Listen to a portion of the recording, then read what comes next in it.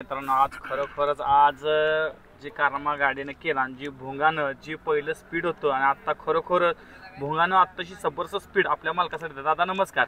नमस्कार. दादा काय सांगशील आजच्या मैदानाबद्दल?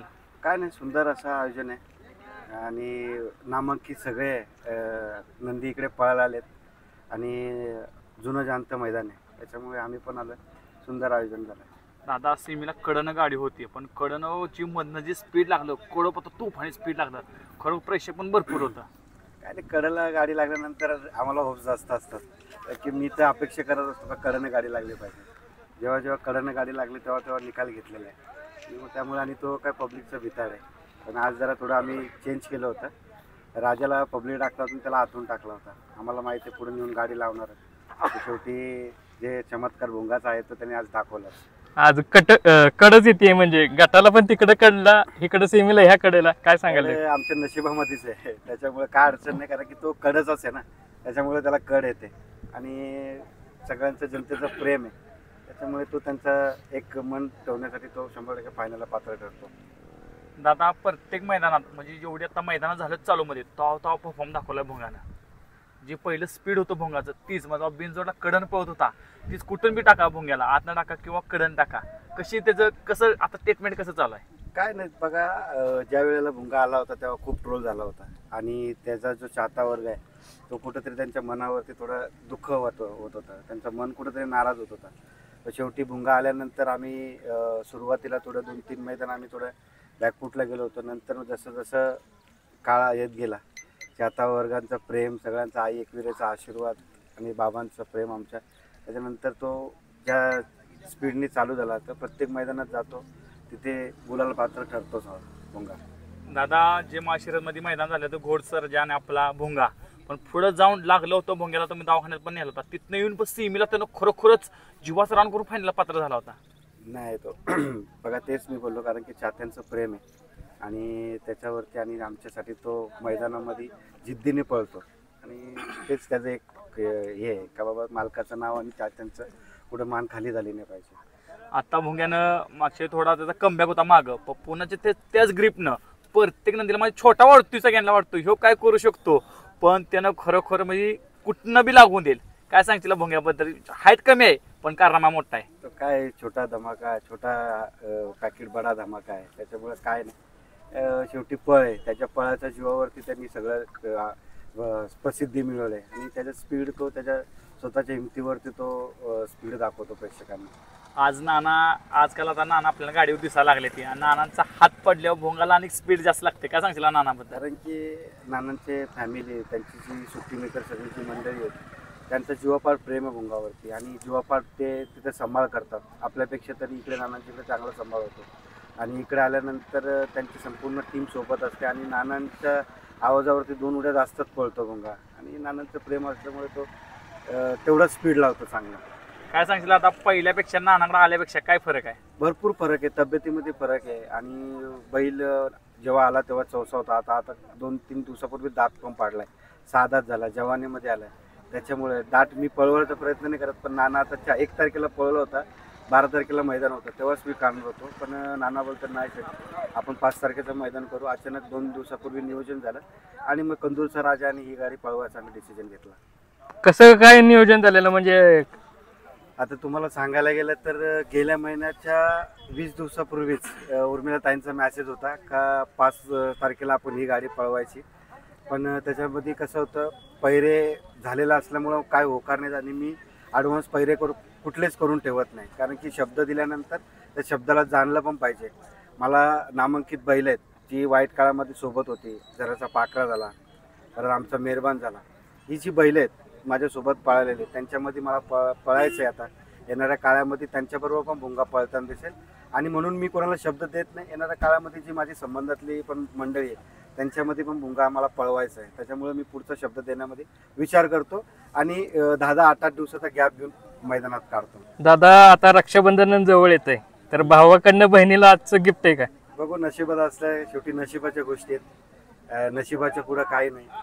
100% भाऊ बहिणीचं प्रेम असेल तर ते होणारी गोष्ट न होणारी गोष्ट पण सिद्ध होईल या मैदानात. ताईंबद्दल काय सांगाल? ताई काय नाही, एकदम प्रेमळ स्वभावच्या आहेत, चांगले आहेत आणि ह्या आपल्या या बैलगाडी क्षेत्रामध्ये एक महिला म्हणजे आपली एक बहीण इथे आपल्या सगळ्या भावांमध्ये त्याच ताकदीने उतरते आणि तेही नामांकित मैदानामध्ये. आणि मला तर आनंद होतो जिथे आता मागे कदमवाडीला मैदान झालं तिथेही चांगलं योगदान होतं ताईंचा. आजच्या मैदानालाही योगदान असेल. तिथे या महिला आपल्या उतरल्या पाहिजेत, ज्या इच्छुक असतात पण त्यांना अजून वेळ काळ भरपूर आहे. पण माझं एकच माझ्या बहिणींना म्हणणं आहे का हे सगळे तुमचे भाऊच आहेत, तुम्हाला काही त्रास होणार नाही. ते सगळे तुम्ही सुखरूप आहेत, जसे तुम्ही तुमच्या घरामध्ये सुखरूप आहेत तसे तुम्ही इथे पण सुखरूप राहिले जे मी आशा करतो.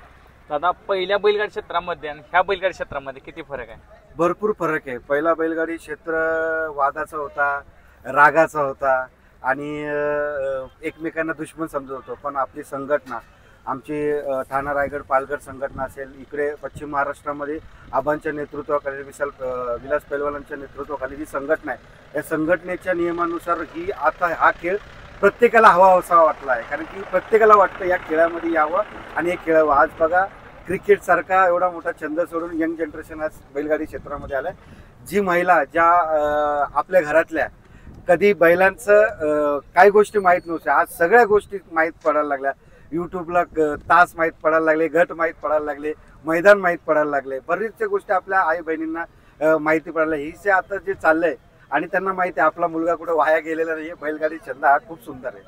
दादा, जेव्हा आता जोपर्यंत पहिलं लाईव्ह नव्हतं पण ह्या काळामध्ये लाईव्ह आहे, लाईव्हमुळं खूप फरक जाणवायला लागलाय. बघा, लाईव्ह मध्ये गरिबांवरचा अन्याय थांबला, मी तर एवढंच सांगेल. कारण की ज्याचा वशिला होता त्याचा शिक्का चालायचा पहिला, पण गरिबाकडे कोण लक्ष द्यायचं नाही. आज गरिबाचा पण नंदी पळाल्यानंतर तोही आज ह्या लाईव्हमुळे आणि संघटनेमुळे आज त्याच्यावरती पण एक चांगले दिवस आले.